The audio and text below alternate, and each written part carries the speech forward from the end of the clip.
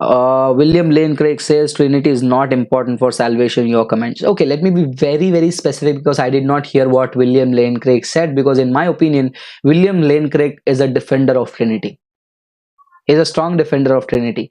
So I don't think so he would deny Trinity. But let me put it very clearly. क्या एक Christian को Trinity का जानकारी या फिर ट्रिनिटी जरूरी है क्या उसके उद्धार के लिए? Let me give you step by step answer. Step number 1, Bible clearly कहती है कि यीशु मसीह को स्वीकार करना, यीशु मसीह के बलिदान को स्वीकार करना, यीशु मसीह को उद्धारकर्ता मानना, यह हमारे लिए काफी है. Because whosoever believeth in him shall have eternal life, they will not perish. तो यीशु मसीह के नाम से हमारा उद्धार है, ठीक है. लेकिन सवाल यह है, मैं जिस यीशु मसीह को स्वीकार कर रहा हूं, क्या वही यीशु मसीह है जो यीशु मसीह बाइबल का है? बिकॉज अगर आज मैं आपको कहूंगा कि आप वो दुकान में जाकर एक सामान खरीद लो, आप उस दुकान में गए, दुकान का नाम देखा तो नाम तो सेम लग रहा है, लेकिन आपने सामान खरीद लिया, फिर आपके साथ धोखा हो गया. आप बोलोगे कि फ्रांसिस भाई आपने तो वो दुकान में कहा था, वो दुकान का नाम तो वो है.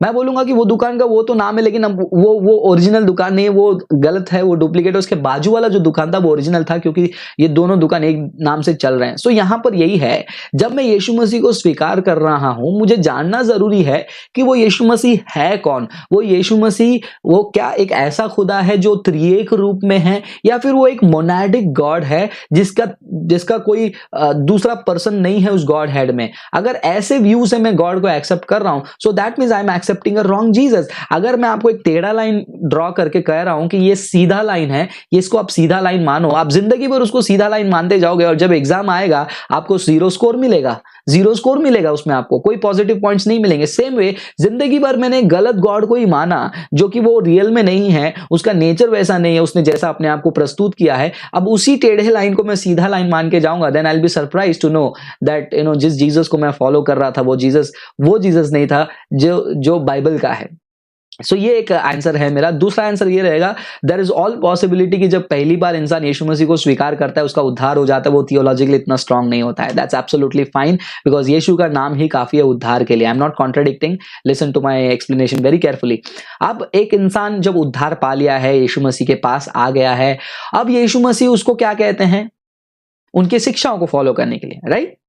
वचन क्या लिखा है मत्ती 28:19 में, तुम जाकर सभी जाति के लोगों को चेला बनाओ, उनको पिता पुत्र पवित्र आत्मा के नाम से बपतिस्मा दो, और जो मैंने उनको सिखाया है उनको सिखाओ. That means there is a command कि हम जो यीशु मसीह की शिक्षा है उसको सीखें. तो यीशु मसीह की शिक्षा में खुदा का पहचान भी आता है. Jesus talks about the nature of God very often. जब यीशु मसीह खुदा के पहचान को अपने शिक्षा में बता रहे हैं, अगर वो शिक्षा को मैं लेना नहीं चाहता हूं और उसको इनकार करना चाहता हूं, मैं स्ट्रेट अवे यीशु मसीह की शिक्षा को इनकार कर रहा हूं. मैं यीशु मसीह की शिक्षा को इनकार करके मैं यीशु मसीह को फॉलो कैसे कर रहा हूं?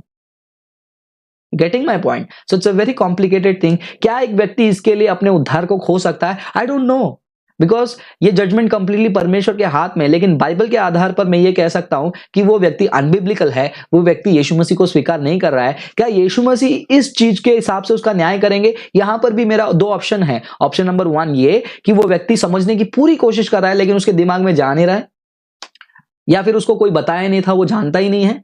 और दूसरा ऑप्शन, एक व्यक्ति है वो जानना नहीं चाहता है, बताने के बाद भी कह रहा है कि नहीं इतना मुझे नहीं जानना, ये सब गलत हो सकता है. सच्चाई दिखाने के बाद भी वो कह रहा है कि नहीं, खुदा त्रिएक नहीं है, खुदा एक है. जब इंसान इस बात को कहता है कि खुदा त्रिएक नहीं है, यानी कि वो कह रहा है कि ये टेढ़ा लाइन ही सीधा लाइन है, तब प्रॉब्लम आएगी.